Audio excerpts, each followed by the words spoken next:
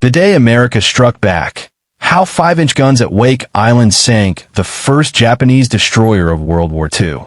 Just 4 days after Pearl Harbor, when America was still in shock, still pulling bodies from burning battleships, still trying to understand how everything had gone so wrong so fast, a tiny coral island in the middle of the Pacific Ocean gave the world something it desperately needed.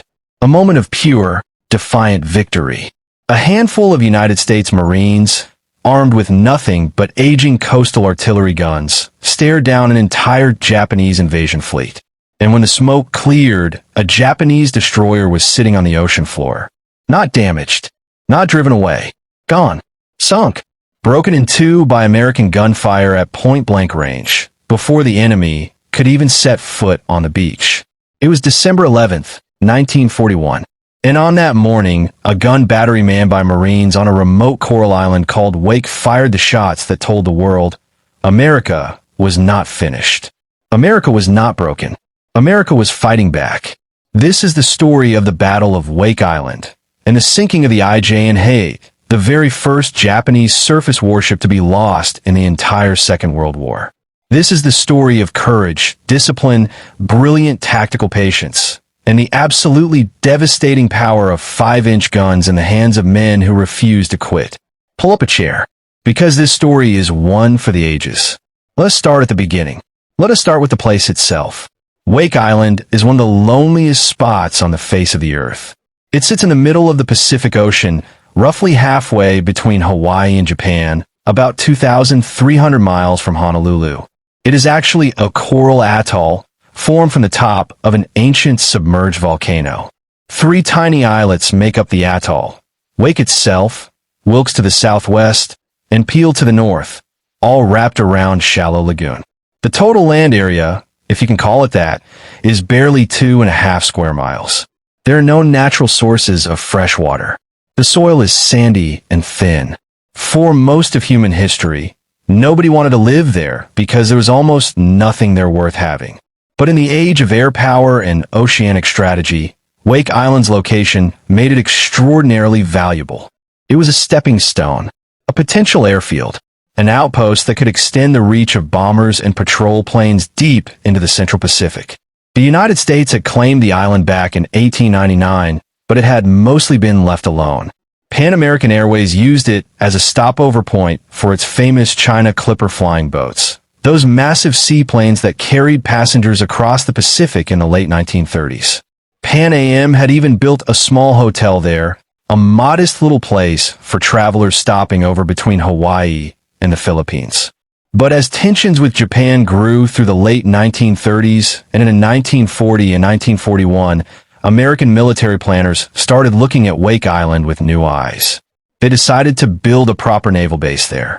Construction crews arrived, mostly civilian contractors working for the Morrison-Knudsen Company, and by late 1941, over 1,200 civilian workers were on the island, blasting coral, laying concrete, building bunkers, runways, and facilities. Alongside them, a military garrison had been established. The 1st Marine Defense Battalion sent a detachment of approximately 449 Marines and 68 Navy personnel to hold the island. Their commanding officer was Marine Major James P.S. Devereux, a tough, experienced officer who understood his assignment perfectly. His job was to defend Wake Island with whatever he had. What he had was not much, at least on paper. His most powerful weapons were 6 5-inch coastal artillery guns. These were 5-inch 51 caliber Seacoast guns, and understanding them matters for this story. They were not ancient relics. They were serious weapons. Each one could hurl a 50-pound projectile at 3,150 feet per second, and they had a maximum range of over 17,000 yards, which is roughly 10 miles. They had been salvaged from the old battleship USS Texas and mounted on concrete emplacements around the island. Battery, it was on Peacock Point on the main island. Battery B was on Wilkes. Battery L, the one that would make history, was on Peel Islet. These guns were manned by Marines who had trained on them, who knew them, who could work them quickly and accurately. Devereux also had 12 3-inch anti-aircraft guns, 18 50 caliber heavy machine guns, and 30 M 1917 Browning machine guns. For air support, He had the pilots and planes of Marine Fighter Squadron VMF 211, which had arrived on December 4th with 12 F-4F, 3 Wildcat fighters. The Wildcats were modern, capable fighters, but 12 planes was a very thin air force for the kind of fight that was coming. Completing the picture, Commander Winfield Scott Cunningham was the overall naval commander on the island, technically senior to WWII, but largely deferring to the Marine major on the ground. So that was Wake Island as December 1941 began. A coral atoll with a few hundred Marines, some aging guns, a dozen fighters, over 1,000 civilians, and a half-finished naval base. Nobody on that island could have imagined what the next 3 weeks would ask of them. Now let's talk about what was happening in the broader Pacific in early December 1941. The Japanese Empire had been planning its great offensive across the Pacific for months. The attack on Pearl Harbor was not an isolated event. It was one piece of a massive, carefully coordinated strategy. On December 7th, 1941, Hawaii time, Japanese carrier aircraft devastated the United States Pacific Fleet at Pearl Harbor. Battleships were sunk or damaged. Aircraft were destroyed on the ground. Thousands of Americans were killed in a matter of hours. But at the same time Pearl Harbor was burning, Japanese forces were moving against targets across the entire theater. The Philippines, Guam, Malaya, Hong Kong, and yes, Wake Island. When word of Pearl Harbor reached Wake Island on December 8th, local time, because the island sits just west of the international date line, WWII immediately put his men on alert. At 11:58 in the morning of December 8th, before the island had even fully processed the news from Hawaii, 36 Mitsubishi GE-3M medium bombers, which the Allies would come to call Nels, appeared over Wake Island and attacked without warning. The raid was devastating in one very specific way. 8 of the 12 Wildcat fighters were caught on the ground and destroyed. Just like that, in minutes, Wake Island's air defense was cut in half. 23 Marines were killed. The civilian airport and other facilities took damage. It was a brutal opening blow, and the raids kept coming almost every day after that. The Japanese bombers would fly down from bases in the Marshall Islands and pound Wake, trying to wear down its defenses before the invasion fleet arrived. But here is what is remarkable. Despite the bombing raids, despite losing most of their air cover, despite being completely cut off, with no reinforcements coming and no real expectation of relief anytime soon, the Marines of Wake Island did not break. They dug in. They repaired what they could. They kept their guns ready. The 4 surviving Wildcats flew missions every single day, and on December 9th, 2 Japanese bombers were shot down. On December 10th, more hits were scored. Captain Henry T. Elrod, one of the Wildcat pilots who would become a legend in his own right, single-handedly attacked a formation of 22 Japanese aircraft on December 9th and shot down 2 of them. He became the first Marine aviator to score air-to-air kills in the entire war. And through it all, WWII drilled his men. He moved his guns around when possible to avoid giving the enemy fixed targets. He made his men practice and drill and stay sharp. He knew an invasion force was coming. He could feel it, and he had a plan. Rear Admiral Sadamaki Kajioka commanded the Japanese invasion force, which they called the South Seas Force. It was a powerful fleet by any reasonable measure. Kajioka sailed with a force that included the light cruisers Yubari, Tenryu, and Tutsuda, 6 destroyers including the Hate, Kisaragi, Oit, Mitsuki, Yayoi, and Mochizuki, submarine tender Jinjiai, 2 armed merchantmen carrying 450 Special Naval Landing Force troops, 2 patrol boats, and 3 submarines patrolling the perimeter. This was an invasion armada. It was designed to overwhelm a small island garrison and take Wake quickly, cleanly, and with minimal fuss. Kajioka expected this to be over in a few hours. He had every reason to be confident. His fleet massively outgunned anything the Marines had on that island, at least in terms of naval firepower. His ships carried heavy naval guns, torpedoes, and could bring overwhelming force to bear. His troops were experienced, hardened fighters, and his air attacks over the previous days had, he believed, destroyed or severely damaged the American defenses. That last assumption was his most critical mistake. On the night of December 10th and into the early morning hours of December 11th, Kajioka's fleet approached Wake Island.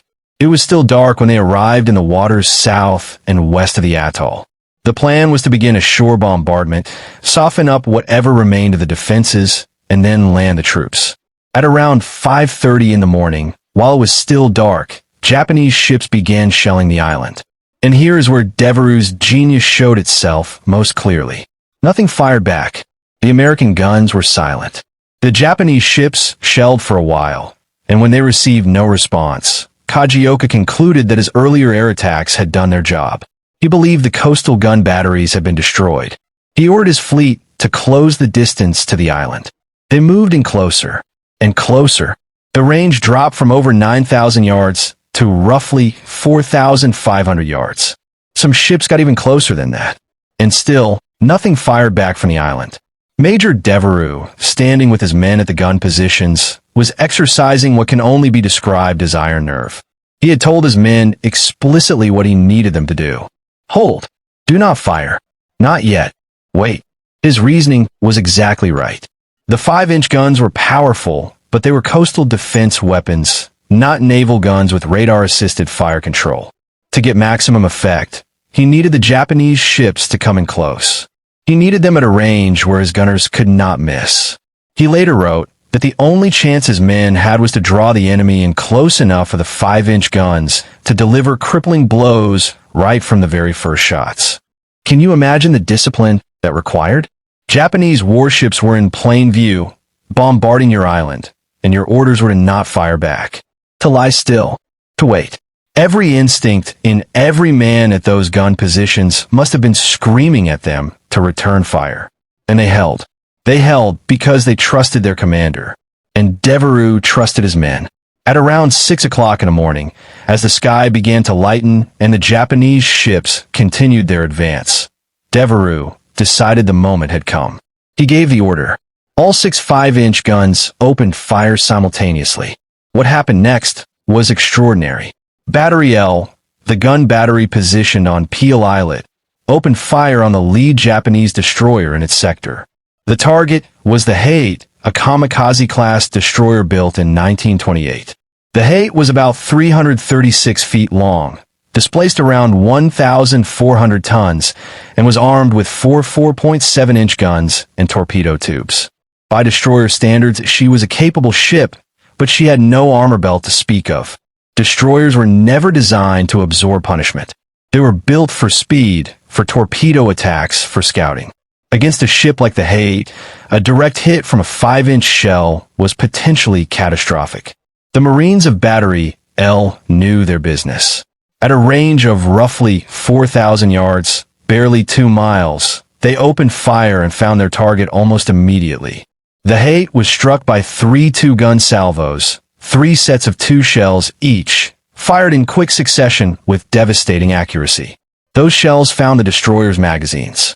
The ammunition and propellant store below decks detonated. The result was not a gradual sinking. It was an explosion.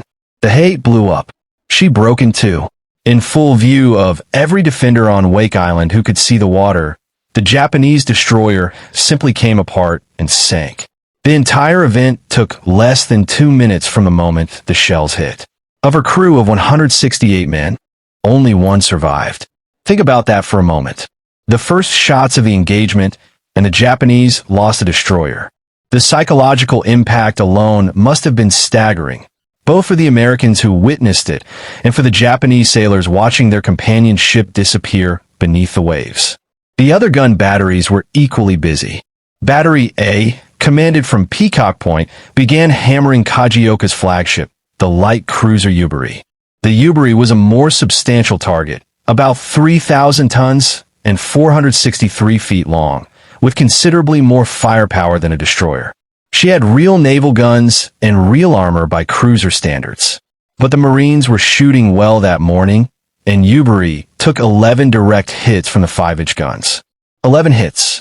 Her superstructure was wrecked, she was damaged and flooding, and Kajioka himself was aboard watching his flagship take punishment. Battery B on Wilkes Island also engaged, firing at destroyers and other vessels in its sector, scoring multiple hits. At the same time, the 4 surviving Wildcats launched from the airstrip on Wake and joined the fight from the air. The Marine pilots swept down on the Japanese fleet, strafing and attacking. It was Captain Henry Elrod who delivered what would become perhaps the most famous blow of the entire engagement from the air. Flying over the destroyer Kisaragi, Elrod planted two 100-pound bombs directly onto her stern, where the ship's depth charges were stored. The result was similar to what had happened to the Haight. The depth charges cooked off in a massive chain reaction explosion. The Kisaragi, like her sister ship, was torn apart and sank almost instantly. The entire crew, 167 men, was lost. Two Japanese destroyers sunk. The enemy flagship heavily damaged. Other vessels hit and damaged. And Kajioka, standing on his battered flagship, made the only decision that made sense. He ordered a retreat. The invasion force withdrew. Without landing a single soldier. Without planting a single Japanese boot on Wake Island sand. It was December 11th, 1941. The United States was 4 days removed from Pearl Harbor. The news had been almost unrelentingly awful since that first Sunday morning of shock. But now, in the middle of all that darkness, a tiny island manned by a few hundred Marines had beaten back a Japanese invasion fleet. And the IJN Haight, the first Japanese surface warship to be sunk in the entire Second World War, lay at the bottom of the Pacific. Back in the United States, when the news got out, people wept. They cheered. Wake Island became a national symbol. The phrase that was reportedly radioed when someone asked what Wake needed became part of American lore, though historians have debated its exact authenticity in the form most people know it. But the reality of what those Marines did needs no embellishment. It was extraordinary enough on its own. Let us now talk about the men and the machines behind this victory in a little more detail, because they deserve that recognition. The 5-inch, 51 caliber coastal defense guns that sank the Haight were, as mentioned, weapons that had originally been mounted on the battleship USS Texas. They were solid, reliable guns, but they were also manually operated in many respects. There was no radar guidance, no sophisticated fire control computers the way modern weapons have. The fire control relied on optical rangefinders and well-trained crews. The guns were mounted on concrete emplacements rather than on ship turrets, which meant they could not rotate as quickly, but it also meant they were stable firing platforms.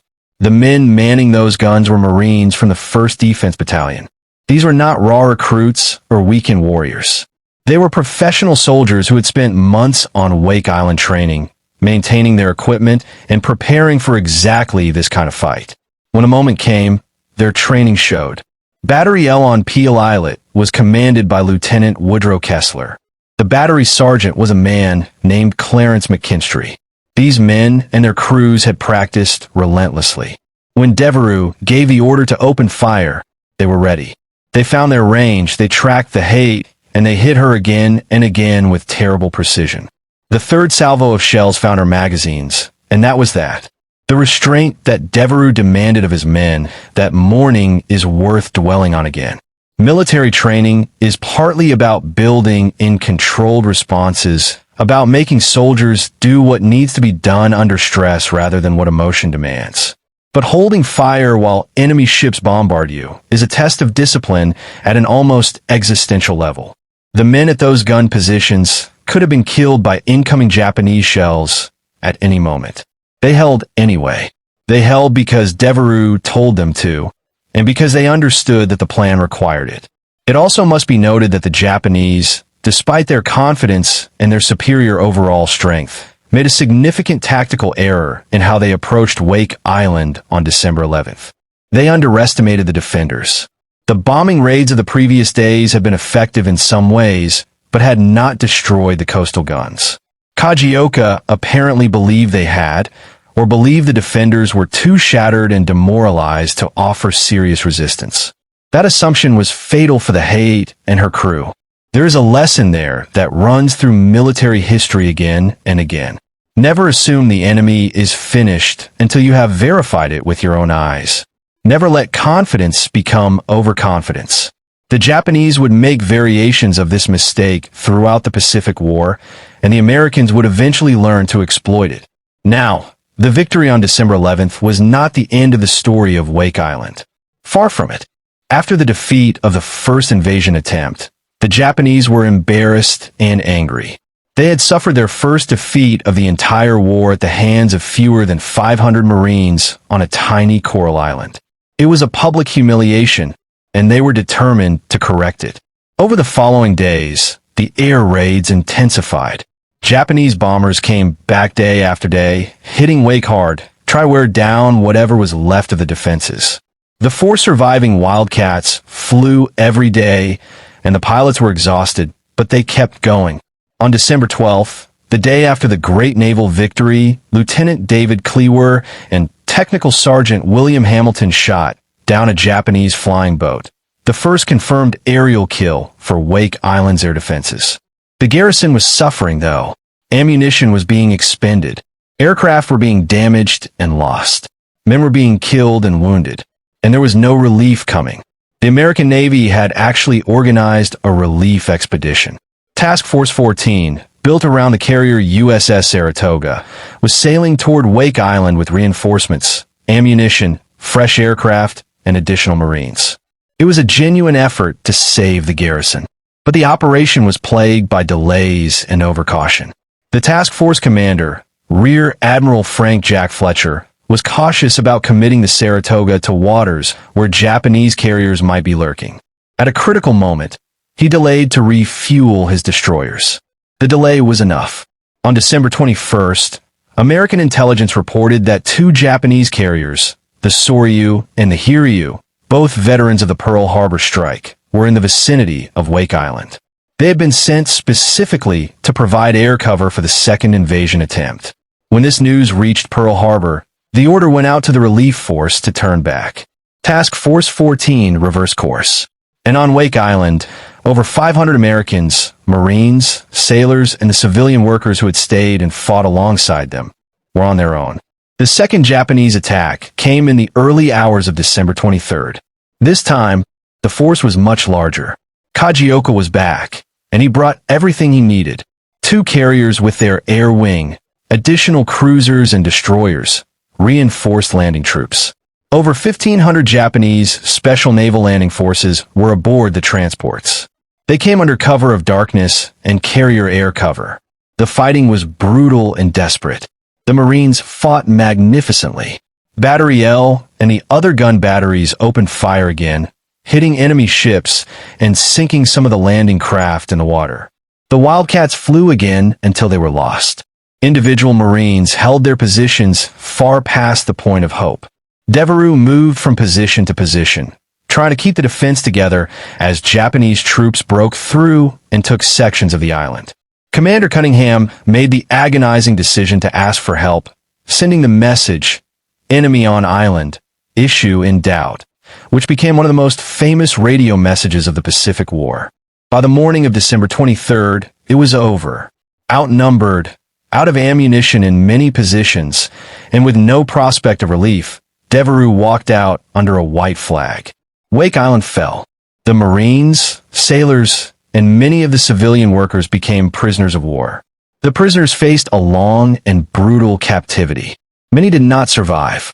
The Japanese executed 98 of the civilian workers who had been left on the island after the main prisoner group was taken to China. Those men were beheaded. It was one of the atrocities of the Pacific War that is not as widely remembered as it should be. But the defense of Wake Island, particularly that extraordinary moment on December 11th, lived on as a symbol. Let us talk specifically about what made the sinking of the Haight so historically significant. When the 5-inch guns of Battery L found the Haigh's magazines and blew her apart at roughly 6 o'clock in the morning of December 11th, 1941, they created a historical first. The Haight was the first Japanese surface warship, meaning a destroyer, cruiser, or battleship, to be lost in the entire Second World War. Not just in the Pacific theater, in the entire war. Before that moment, the Japanese Navy had not lost a surface combatant. They had been invincible. They had swept across the Pacific seemingly without check. The Haight changed that, and the means of her destruction are worth noting. She was not sunk by a torpedo from submarine. She was not sunk by bombs from aircraft. She was not sunk by another naval vessel in a ship-to-ship duel. She was sunk by shore batteries, by guns mounted in concrete on a coral island, by United States Marines firing 5-inch guns from fixed positions. It was a form of warfare that went back centuries, the coastal fort defending against the attacking fleet, and it worked exactly as it was designed to work when executed with the discipline and precision that the Marines of Wake Island brought to the task.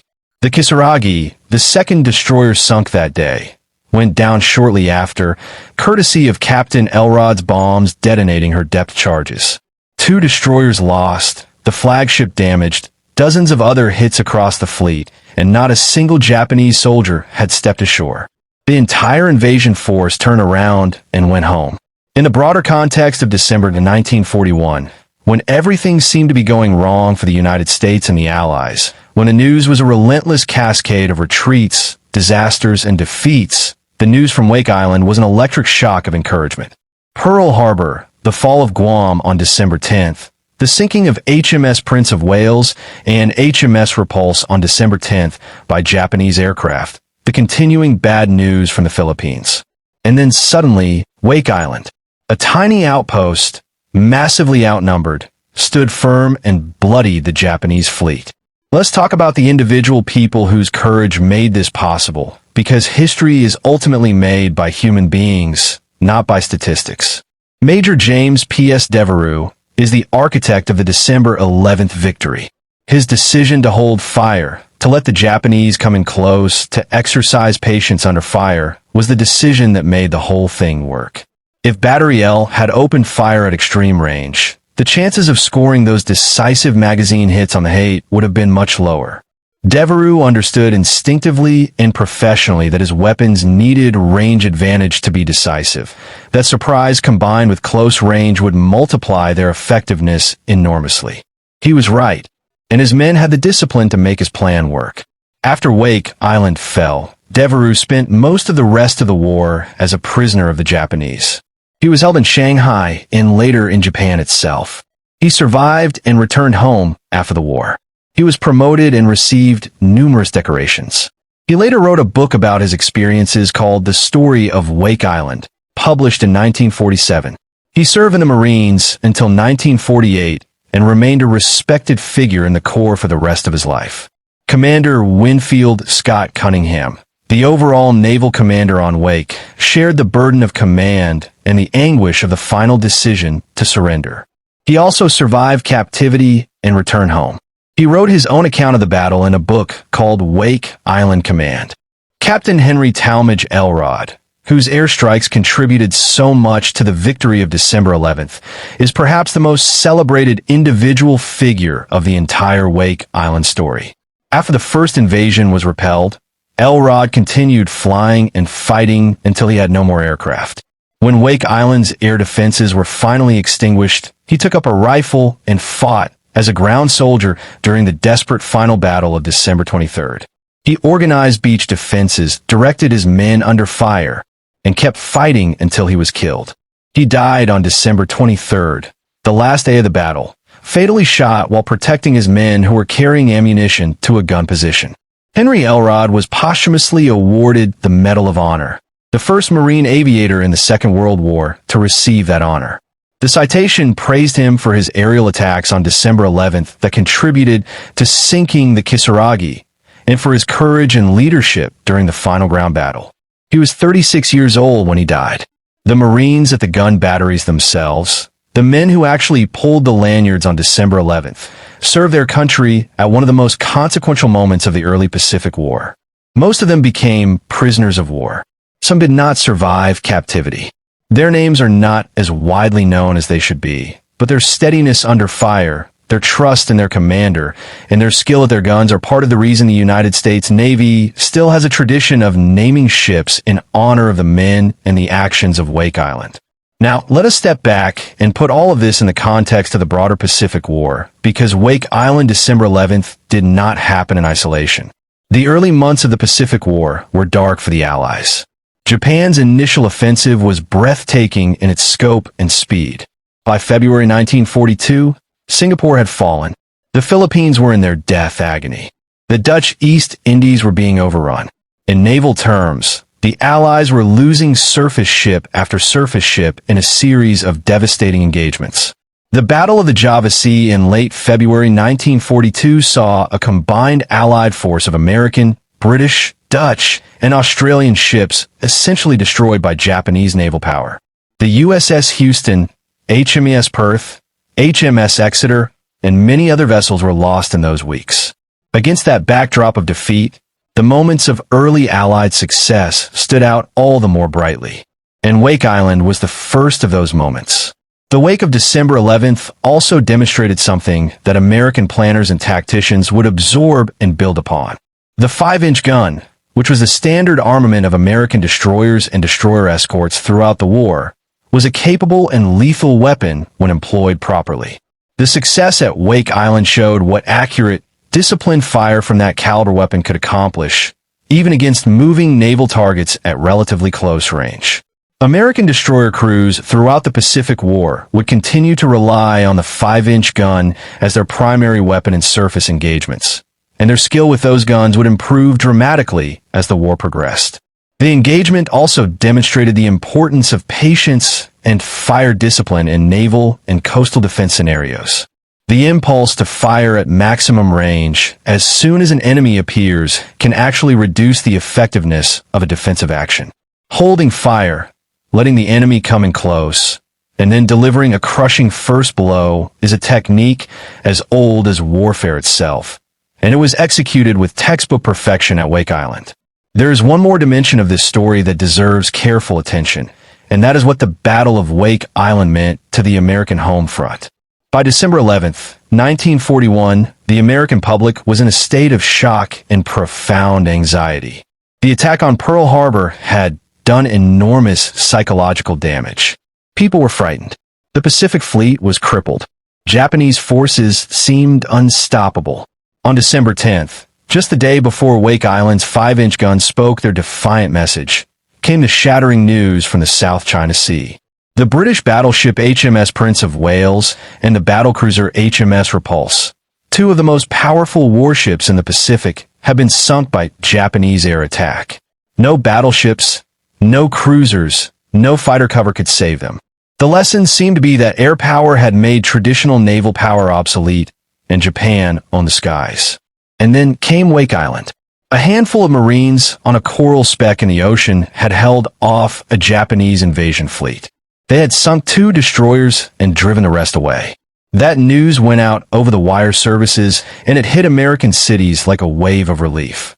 For the first time since Pearl Harbor, Americans had something to cheer about, something to hold on to, a sign that the war was not already lost, that American fighting men could still fight, still win, still make the enemy pay a price.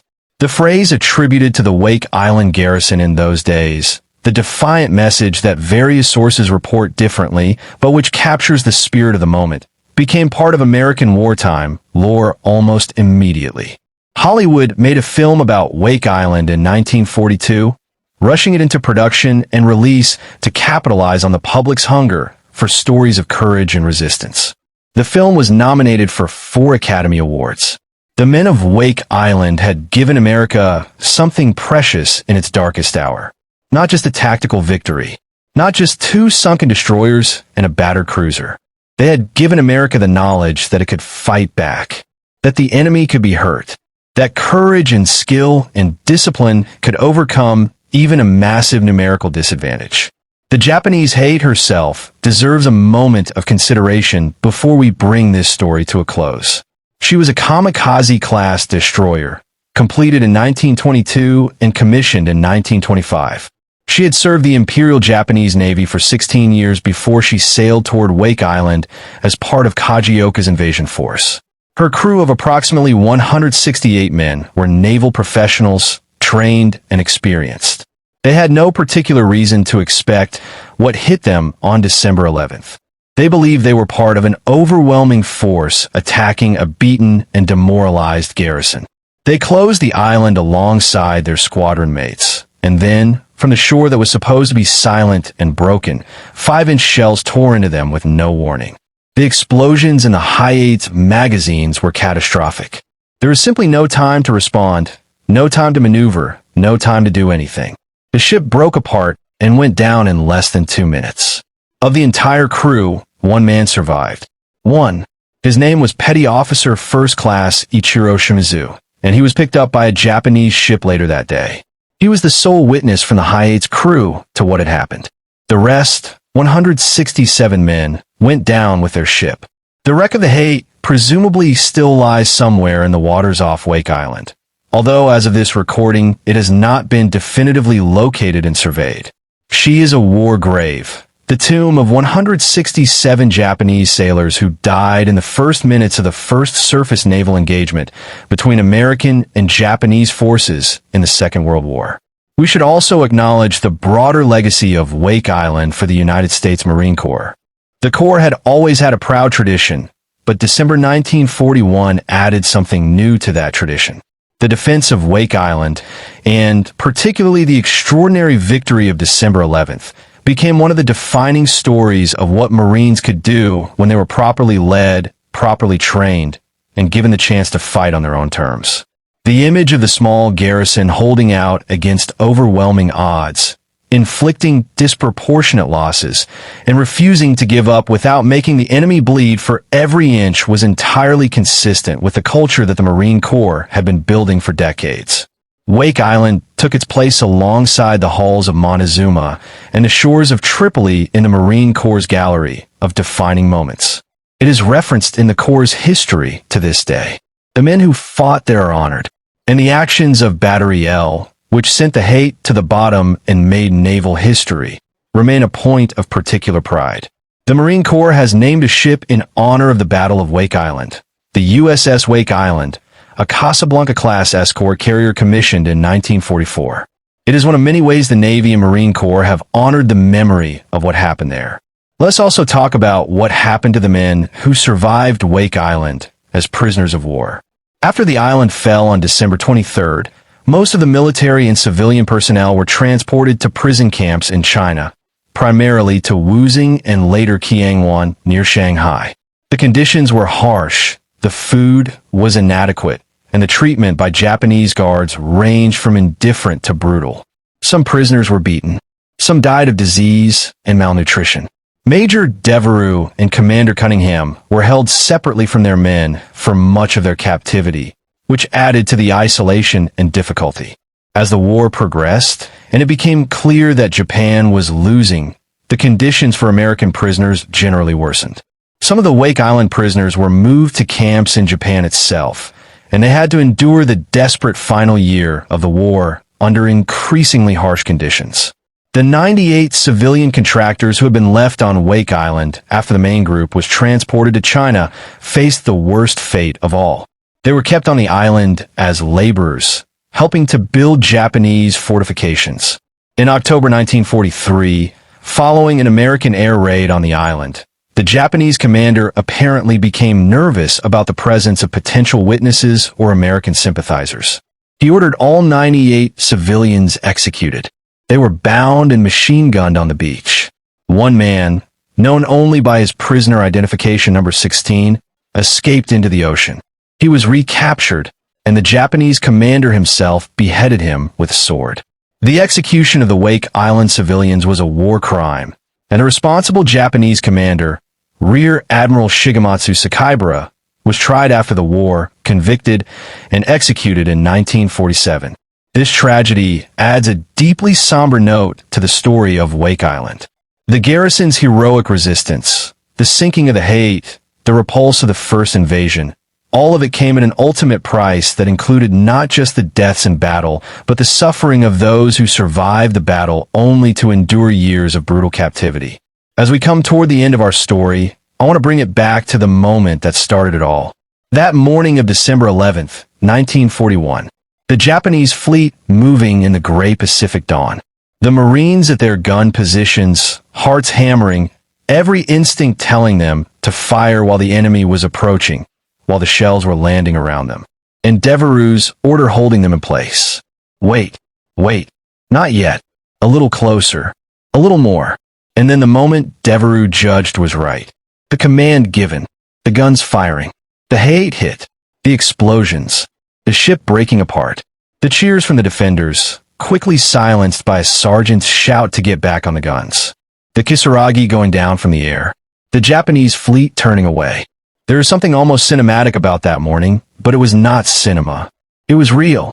Real men, real guns, real ships, real explosions, real death, and real victory. The Battle of Wake Island does not always get the attention it deserves in the broader narrative of the Pacific War. It tends to be overshadowed by the larger battles that came later, the Coral Sea, Midway, Guadalcanal, Leyte Gulf. Those were titanic engagements that determined the outcome of the war. But Wake Island, in December 1941, when the war was barely 4 days old for the United States, mattered in a different way. It mattered because it happened first. Because it was proof, when proof was desperately needed, that the Japanese were not invincible. That American fighting men, even in small numbers, even on a remote coral island with old guns and a handful of fighter planes, could stand up to the Imperial Japanese Navy and make them pay. The Hate sits on the bottom of the ocean somewhere off Wake Island. The first Japanese surface warship sunk in the Second World War. She was sent there by 5-inch guns manned by United States Marines who held their fire until they could not miss, and then did not miss. That is the story of Wake Island. That is the story of the first American victory in the Pacific War. A victory won not with aircraft carriers, not with battleships, not with the great engines of industrial warfare, but with discipline, courage, patience, and the steady thunder of 5-inch guns on a coral island in the middle of the Pacific Ocean. Remember these men. Remember their discipline. Remember Major Devereux ordering his Marines to hold fire while the enemy closed the range.